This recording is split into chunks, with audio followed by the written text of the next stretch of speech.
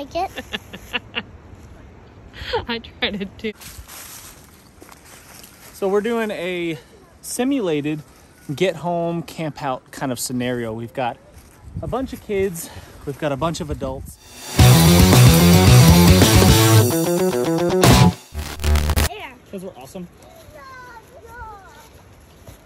A camp out tonight and a walk home, which is going to be somewhere between 15 and 20 miles. And we're just going to try to see how we can manage that effectively and get everybody from point A to point B. Uncle JJ? You got shoes like me? Yeah, look. Those are cool. Not everybody in this crew is going to spend the night. Some of them are going to be going, but quite a few of us are. Some of the really little ones, those are going to be not spending the night with us, but they might be joining us on the walk. So we will see how that goes, and I'm looking forward to the challenge. Where do you want to find camp? I need to talk.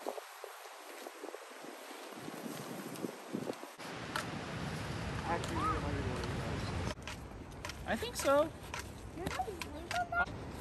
Nice. I'll try it. Although. Oh dear. Oh dear. Oh dear. I'll let you have my sword. Look. I like that sword a lot. Do you want to It's a hold good it? looking sword. You wanna... So here's my camp for the evening. It's just a basic poncho shelter, which anybody that watches my channel knows that's what I sleep under 99% of the time. I've got an inflatable mattress, a lightweight sleeping bag inside of a SOL breathable bivy. Trying this out for the first time. I've never used one of these before, but I hear good things. So I think we'll be okay. The temperature is going to be around 40 degrees tonight, and it's going to rain. My bag is rated to, I think, 50 degrees. So my sleeping bag, in addition to the SOL bivy, I'm hoping will be good down to 40 degrees or even below. My son is going to be joining me for the night. My daughters, however, not. They have opted out, but they're probably going to be doing the hike home with us. So I've got one of my kids camping out with me, and he's got everything he needs, and he's going to be carrying it home. We're going to be carrying it home with him. So, You have two. Sage is staying the night. Sage, my daughter Sage might be spending the night. Not sure yet. She is unprepared, doesn't have any gear with her. Which is the so best that test. might be another test. That might be another opportunity for us to learn. So you can't predict the weather when you do your get home situation. It is what it is, and sometimes you just have to endure the wind, and you have to pick. You have to pick the best of the worst decisions. So we're camped out here in the woods. We've looked around as best we can for widowmakers, dead trees, big branches that could potentially fall on us. But that doesn't have to be the case. It doesn't have to be a dead tree to fall on you. Everybody talks about that, talks about the widowmaker. The widowmaker could be the perfectly good-looking tree, this giant monster tree that's been there for 100,000 years. All right, maybe that's a little bit of exaggeration, 100 years.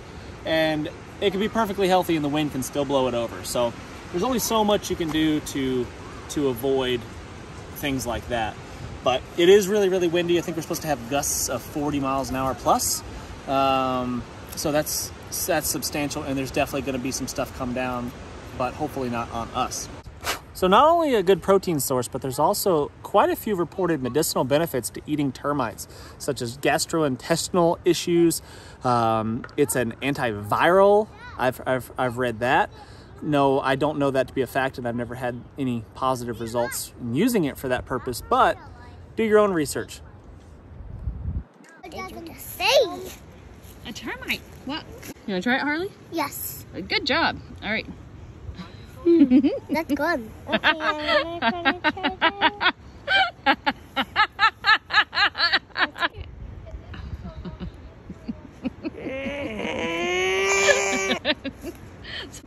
I like it. I tried it too. It tasted like coconut. It did? I like coconuts in my whole life. Yeah. I'm just sitting on a backpack. Nice.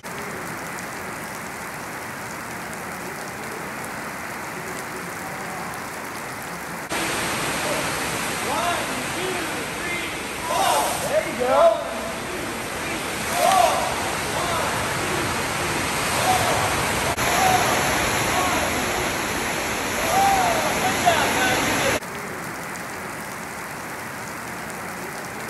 What we'll do, because everything is so wet, Boing, boing, boing. and see the little tails of duct tape right there? You're gonna try to light one of those. Walk the wind. Sit down there. Well, You lit the feather sticks. It might go. You didn't light the duct tape, but it might go.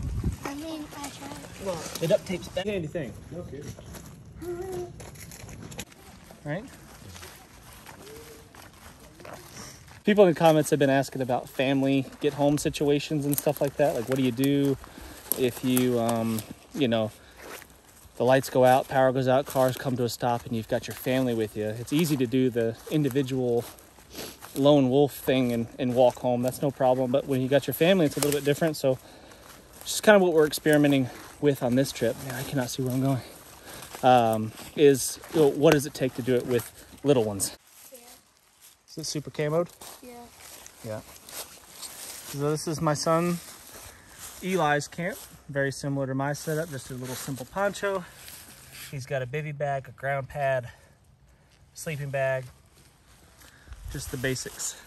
Around his neck, we've just got a small little light right there from Wazoo, signal whistle, And then a tiny little ceramic knife, little ceramic folder, and a ferro rod floating around somewhere.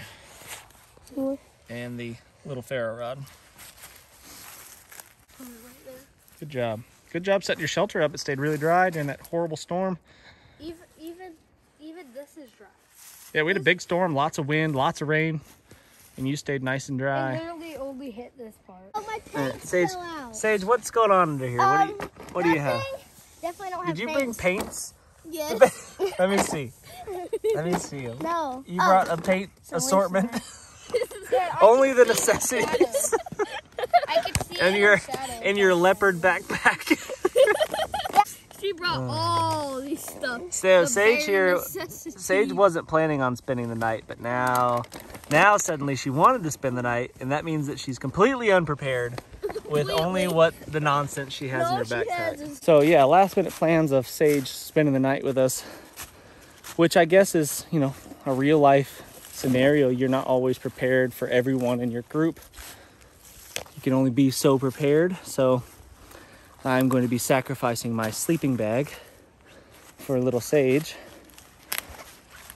And I'll just be sleeping in a SOL bivy bag. I was really looking forward to crawling in this and going to sleep tonight. Kids. Can't live with them. Can't throw them off a bridge. You can't let them freeze to death at night either, apparently. Put everything in there.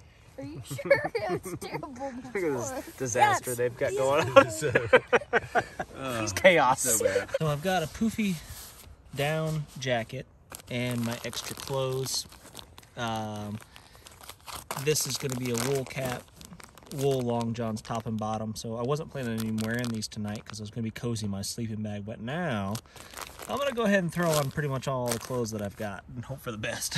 Oh, the sky looks cool.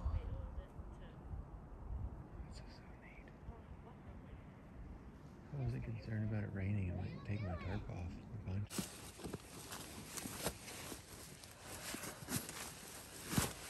Good morning. Decent sleep. Tossed and turned a bit. Didn't freeze. I stayed fairly warm. Had enough layers, thankfully, so stayed fairly warm. But now it's time to get going. Sage, how did you sleep with my sleeping bag?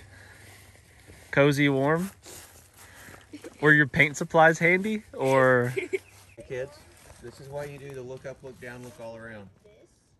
So this monster of a tree fell yesterday during the storm while we were away. We set up our camp and then went off to do some activities, and this giant thing fell really close to where we were camped out. Yikes. You'd be dead for sure if any part of that hit you.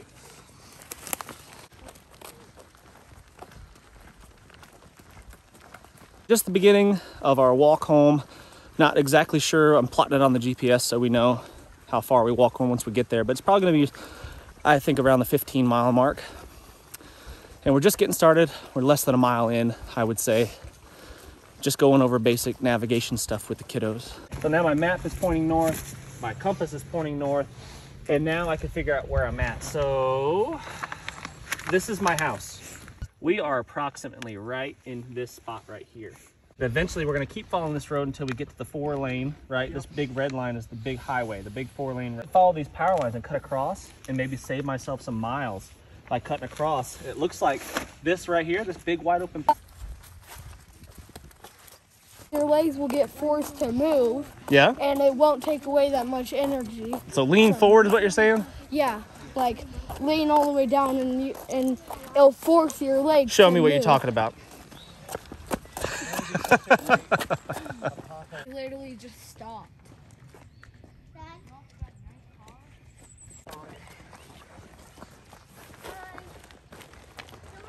Are you still drinking cocoa? Yeah.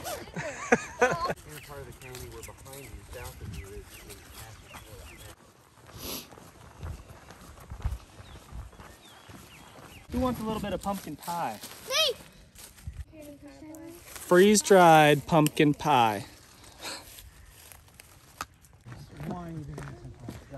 What do you mean sometimes? It's seriously my #1 motivation on sunscreening them. Is to not get in trouble with your wife. I really want Carrie to like me. Yeah, yeah. To be happy with me. Yeah, honestly, I care less about their well-being and more about not getting in trouble when I get home. Yeah. So all you schlubs out there that are not out trying this stuff out for yourselves, my little girl with a leopard print backpack and paint supplies, no camping gear whatsoever, just knocked it out. Wintertime, I guess is it spring yet? Almost spring? Springtime camp out. And a 15-mile hike.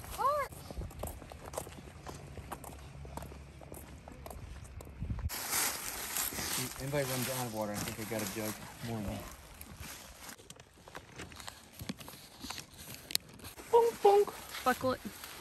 Never watched the nest, could I? 1992. Oh, They're on the tractor. That one is behind the fence, and that one very creepy. Hello, friend.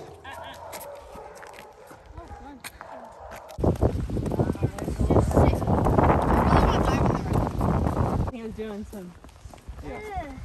Why do they all have little notches right there in their ears? I'd like to have. Love to have a pet possum. Did you know that the opossum is the only North American marsupial? Little known fact. We are over halfway now. We've gone about 9 miles, I think, give or take. So we're gonna take a break here real shortly. Maybe take the shoes off, let them air out for a bit, change some socks possibly, get a drink of water, and then keep pushing. Everybody's doing really good. All the kids are doing really well, despite them walking in the middle of the road trying to get run over by cars. Hey girls, side of the road. But pretty quiet road, not a lot of traffic going on here. I'm trying out these new shoes. These are Zero shoes. They're waterproof, super nice. They're really, really light.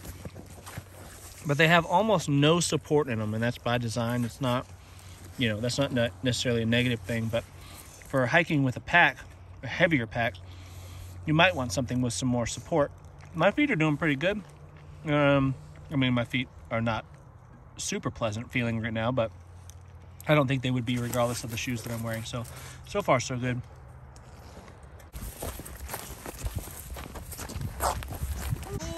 Everybody put a hand on the gate. We're gonna open it together. We did 14 miles together because we're awesome.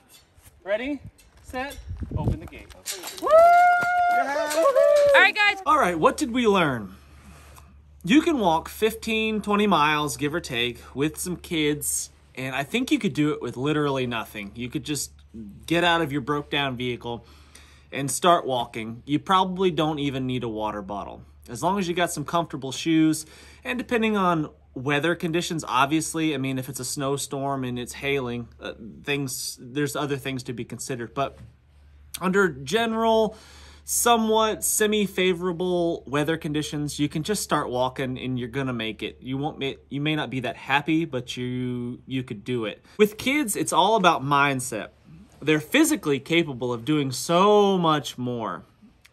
But if they're mentally not there, if they're in a bad state of mind, it becomes much, much more difficult. And that's where, you know, having things such as snacks having those handy to give them is really, really good for morale, because if you keep them positive, make it entertaining, make it fun, make it an adventure, that is where they're going to be totally fine. Not going to have any issues with that. One of the girls was 60 pounds. She weighed 60 pounds, and she was carrying roughly a 15-pound pack.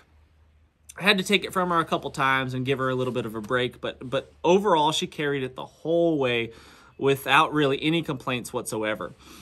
My son was 80 pounds. He weighs about 80 pounds-ish, give or take. I'm not exactly sure. His pack was about the same, about 15 pounds. No problems. He carried his the entire way. I didn't have to take it from him. He was good to go. No worries. And he was even running towards the end of the trip. I mean, I saw him jogging down the road, at mile 13, and he was just no problems whatsoever. And then they played on the trampoline when we got home. So there's that. So with kids, motivation's everything. Give them some snacks. Make sure they're well hydrated, cut comfortable shoes, and man, they can walk a long ways. If you have to stay overnight, you need very minimal gear. So let's say you've got to do 15 miles, spend the night, another 15 miles, spend the night, another 15 miles. Let's say that's the scenario. Could we have done that? And I think yes. With the gear that we had, possibly you'd want some more foodstuffs so you could stay well fed and not get too hungry. But with the gear that we had, my pack and the other adult that was with us, the other adult male that was with us, had packs that weighed somewhere in the 25 to 30 pound range.